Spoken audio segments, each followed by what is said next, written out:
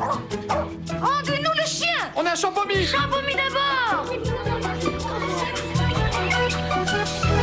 Bienvenue chez le beau parleur de l'action et du ciné d'auteur. Bonjour à vous les cinéphiles et bienvenue dans cette critique en post-projection du film Power of the Dog, nouveau film Netflix que j'ai eu la chance de voir au cinéma, parce que sur Netflix il sort demain 1er décembre 2021.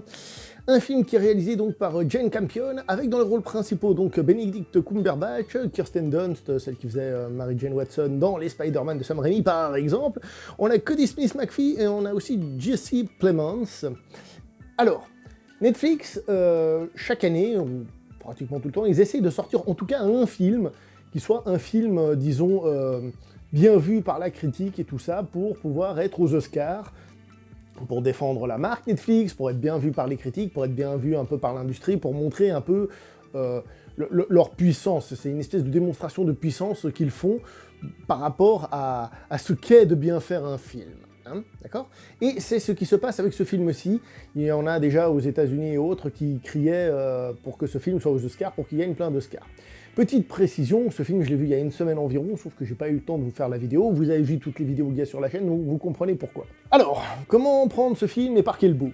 D'abord le visuel. Le film est visuellement magnifique. Hein. Je veux dire au niveau de la photographie, au niveau de ces paysages westerniens, puisque c'est un western, hein, je reviens là-dessus après, au niveau de le ranch comme il est filmé, enfin, au niveau des couleurs et tout ça, c'est extrêmement bien fait, c'est très bien filmé, il y a vraiment un savoir-faire là derrière, ça c'est indéniable, le film il est très beau.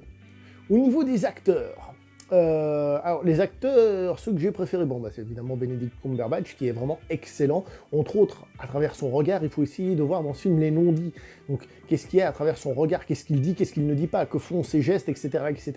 C'est un film qui demande un certain investissement à ce niveau-là. Et les autres, je les ai trouvés corrects. Kirsten Dunst, des fois, parfois, elle est à la limite du surjeu, mais en même temps, elle est censée justement être un peu, parfois, virée presque vers l'hystérie, donc c'est un petit peu normal, on va dire. Les autres se débrouillent bien, mais peut-être de manière moins impactante. Le film en lui-même, qu'est-ce que c'est ? C'est un western. Hein, un western, vous savez, les cow-boys, les shérifs, les indiens, tout ça vous le laissez de côté. C'est clairement pas un western avec des flingues. Ce que je veux dire par là, c'est qu'il n'y a pas un coup de feu de tout le film, je crois même pas qu'on voit une arme à feu dans mon souvenir. Donc c'est pas vraiment ça qu'il faut aller voir, vraiment pas du tout, j'ai envie de vous dire surtout. Alors, je tiens à préciser, je suis pas allé le voir en me disant « Oh, c'est un western, j'aime les westerns, je vais aller voir ça, et ça va se tirer dessus », parce que d'après l'affiche, ça n'avait pas l'air d'être ça. Ce qu'est le film, c'est ce à quoi je m'attendais. Donc c'est plus un drame qui se passe à l'époque du Far West, d'accord ? C'est un drame intimiste, un drame psychologique. Donc on va surtout se concentrer sur la psychologie des personnages. Donc si vous y allez en espérant voir un peu de coups de feu, un peu d'aventure, des gentils, des méchants, laissez tomber, c'est pas ce que vous allez voir. Je suis pas en train de vous dire de ne pas aller voir le film, mais je suis en train de vous dire c'est pas ça que vous allez trouver dans ce film, d'accord ? Hein ? C'est juste pour que les choses soient bien claires à ce niveau-là. Le film, qu'est-ce qu'il raconte sans vous raconter le film ? Alors, on peut le classer d'une certaine manière dans le genre western crépusculaire, dans le sens où on voit qu'on est à la fin de l'image de l'Ouest. D'ailleurs, il y a la différence entre le ranch et la ville. Hein. La ville où il y a de la technologie, c'est plus avancé, et dans le ranch où c'est un petit peu plus, un peu plus à l'ancienne. Donc, on sent qu'il y a cette espèce de résistance du vieux Far West qui peu à peu va perdre. De sa force, tout simplement, par la force des choses, par la force du temps. Donc on peut y voir un côté crépusculaire. D'ailleurs, le personnage de Benedict Cumberbatch, lui, c'est un personnage à l'ancienne, qui aime être à l'ancienne, qui veut être à l'ancienne, et qui a un peu de la peine avec les changements, qu'ils soient modernes ou des changements tout court. Hein. Vous verrez, c'est quelqu'un qui n'aime pas le changement. Il aime ce qu'il a et tout va bien. D'accord ? Le film nous parle beaucoup aussi de relations familiales, c'est presque le principal truc du film, hein, c'est-à-dire comment vont faire les gens pour cohabiter dans cette maison. Ce qui veut dire donc que le film est en fait des sujets très très simples, très simples, hein, et c'est plus la manière de les traiter qui va fonctionner ou pas. On revient là-dessus un tout petit peu après.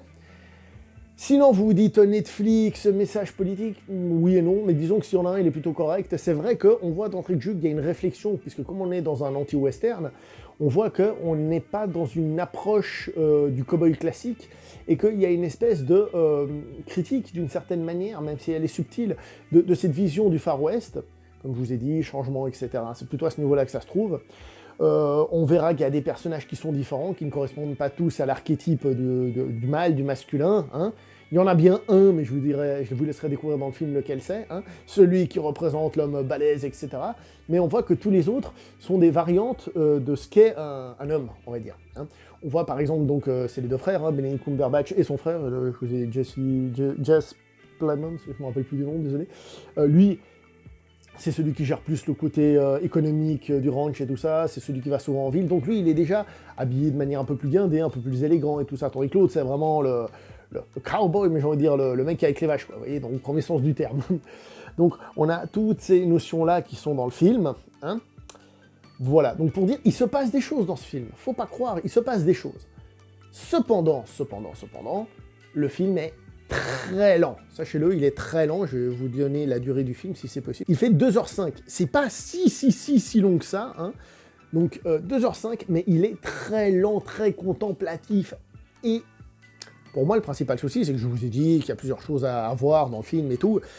Le problème, c'est que une des choses principales du film, on va dire, une espèce de clé de voûte qui provoque ces situations, eh ben, je l'ai compris d'entrée de jeu. Alors que le film essaye de jouer le mystère et tout, vous voyez, personnellement, j'ai compris d'entrée de jeu. Dans l'entrée de jeu, j'ai dit, ah bah voilà, il y a ça qui se passe, dans la partie mystérieuse. J'ai compris très vite, et plus le film avançait, plus je le voyais.